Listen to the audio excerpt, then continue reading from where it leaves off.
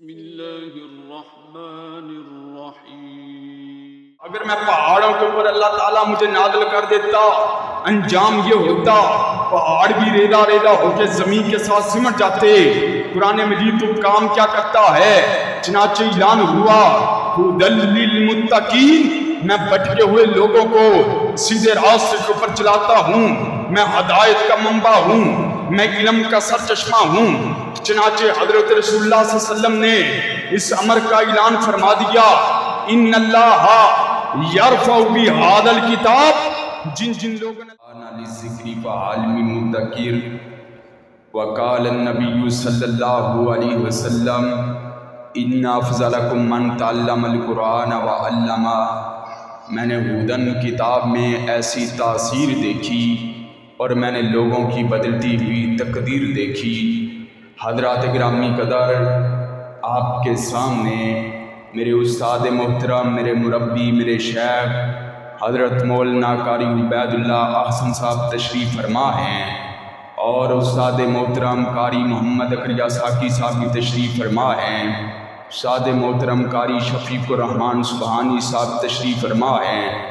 اللہ کے فضل و کرم سے حافظ اکرام صاحب اور حافظ عارف صاحب کی موجودگی میں آج آپ کے سامنے کچھ گزارشات اور معروضات کا آپ لوگوں کے سامنے گوش گزارنا چاہتا ہوں۔ حضرات گرامی قدر، اللہ تبارک و تعالیٰ نے جو قرآن مجید کو مقام دیا ہے، کائنات کے اندر یہ مقام کسی کتاب کو نہیں دیا۔ حضرات گرامی قدر، کائنات کے اندر، دنیا کائنات کے اندر واحد کتاب قرآن مجید ہے کہ جو انسانیت کے لیے ضابطہ حیات بھی ہے۔ قرآن انسانیت کے لیے ضابطہ حیات بھی ہے اور منشور حیات بھی ہے۔ قرآن انسانیت کے لیے آب حیات بھی ہے۔ قرآن انسانیت کے لیے ضابطہ حیات بھی ہے۔ قرآن کتنی عظمت اور کتنی رفت والی کتاب ہے۔ قرآن مجید تجھے بھیجنے والا کون ہے؟ چنانچہ اعلان ہوا تنزیل من رب العالمین، مجھے اس پاک مقدس ذات نے بھیجا ہے جس جیسی اور ذات نہیں۔ قرآن مجید تجھے لے کر آنے والا کون ہے؟ چنانچہ اعلان ہوا نزل بہ الروح الامین، مجھے وہ فرشتہ لے کے آیا ہے جو فرشتہ تمام فرشتوں کا سردار ہے۔ قرآن مجید تیرا نام کیا ہے؟ چنانچہ اعلان ہوا یاسین والقرآن الحکیم، میرا نام قرآن ہے اور میں حکمت کا دریا ہوں۔ قرآن مجید اس مہینے کے اندر نازل ہوا، چنانچہ اعلان ہوا شہر رمضان الذی انزل فیہ القرآن، میں اس مہینے کے اندر نازل ہوا جو تمام مہینوں کا سردار ہے۔ قرآن مجید کس رات کے اندر نازل ہوا؟ چنانچہ اعلان ہوا انا انزلناہ فی لیلۃ القدر، میں اس رات کے اندر نازل ہوا جو تمام راتوں کی سردار ہے۔ اے قرآن مجید تو کس کے اوپر نازل ہوا؟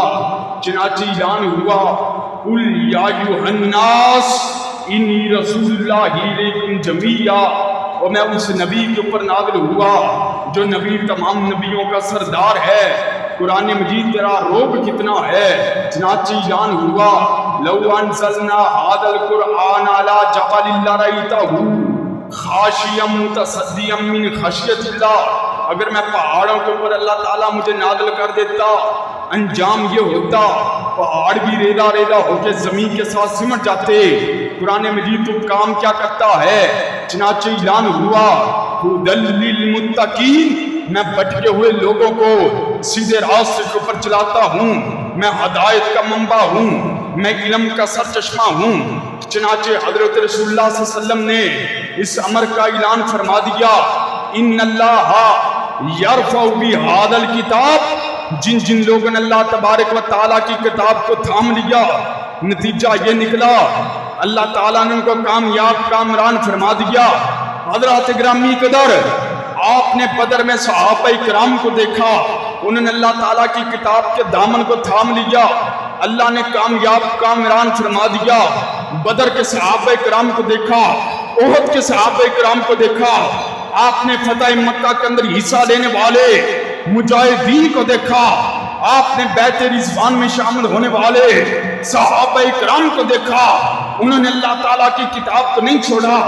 حضرات گرامی قدر، آج جو دکھ و تأسف کی بات جو ہے وہ یہ ہے، حضرات گرامی قدر، ہمارا معاشرہ بد امنی کا گہوارہ ہے، ہمارے نیتوں کے اندر کھوٹ پیدا ہو چکی ہے، ہمارے خونوں میں سفیدی پیدا ہو چکی ہے، نیتوں کے اندر بے ایمانی پیدا ہو چکی ہے۔ وجہ کیا ہے؟ حضرت اقبال نے کہا تھا، وہ معزز تھے زمانے میں مسلمان ہو کر اور ہم ذلیل و خوار ہوئے تار کے قرآن ہو کر۔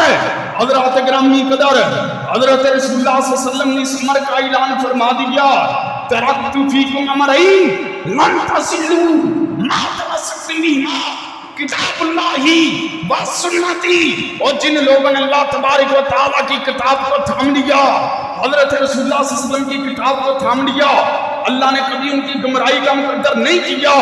حضرات گرامی قدر، ایک وقت تھا جس وقت ظلم تھا، خوف تھا، سناٹا تھا، عریانی تھی، فحاشی تھی، بدکاری تھی۔ اللہ نے 23 سالوں کے اندر قرآن مجید کو نازل فرما دیا، اللہ نے خوف کو دور فرما دیا، اللہ نے عریانی فحاشی کو دور فرما دیا۔